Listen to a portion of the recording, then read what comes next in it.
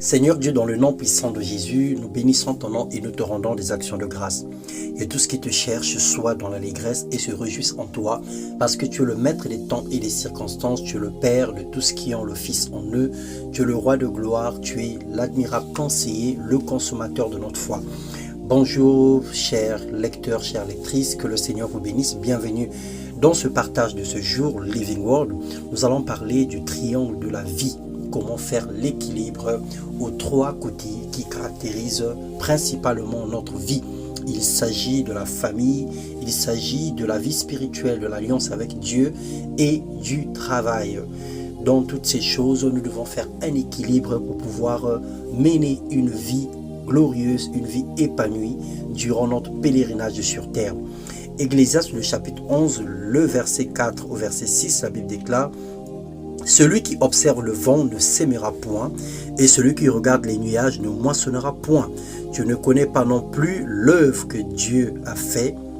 Dès le matin, sème ta sémence, et le soir, ne laisse pas reposer ta main, car tu ne sais point ce qui réussira, ceci ou cela, ou si l'un et l'autre sont également bons.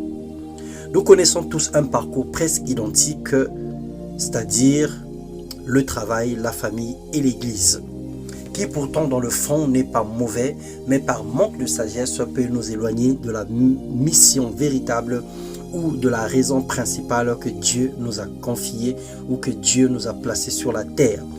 Dieu n'est pas contre le travail, il a lui-même travaillé 6 jours et s'est reposé le 7e d'une main acharnée pour rendre disponible tout ce qui se trouve aujourd'hui autour de nous. Il a créé la terre, les hommes, les animaux, la faune, la flore et tout ce qui existe. Il bénit le travail de l'homme selon Deutéronome 2, le verset 7. Ensuite, nous avons la famille.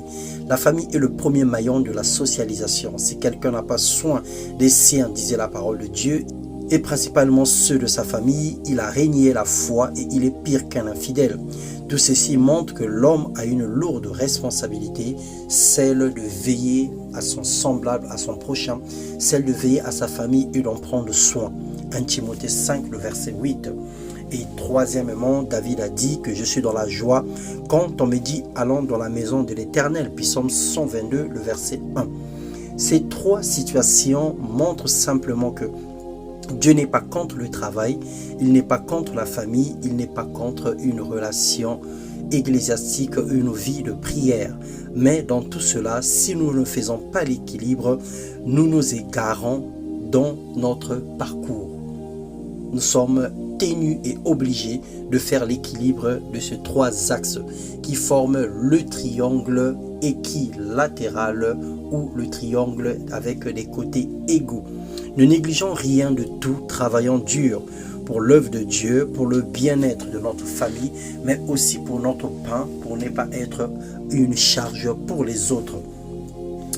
Nous voulons que les pères de famille, que les hommes, les femmes que nous sommes, les enfants que nous sommes, que nous puissions tenir compte de ces trois aspects de notre vie afin que nous ne nous éloignions pas.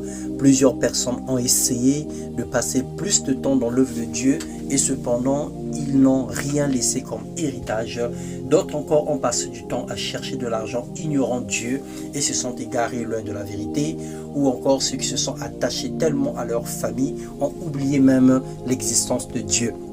Ce matin nous prions: Seigneur, fais de nous des bons serviteurs, des bons parents, des parents et des enfants formidables, des meilleurs travailleurs dans nos entreprises. Ouvre les portes d'emploi aux pères de famille qui sont au chômage. Montre le chemin aux serviteurs égarés qui ne viennent plus dans ta maison. Recompose les familles divisées et prends soin de ton Église dans le nom puissant de Jésus. Nous avons besoin de l'unité, nous avons besoin de la force, nous avons besoin du courage et nous avons besoin d'obéir à ta parole pour mener à bien l'œuvre pour laquelle tu nous as appelés. Que ton nom soit béni et glorifié dans le nom de Jésus-Christ. Amen.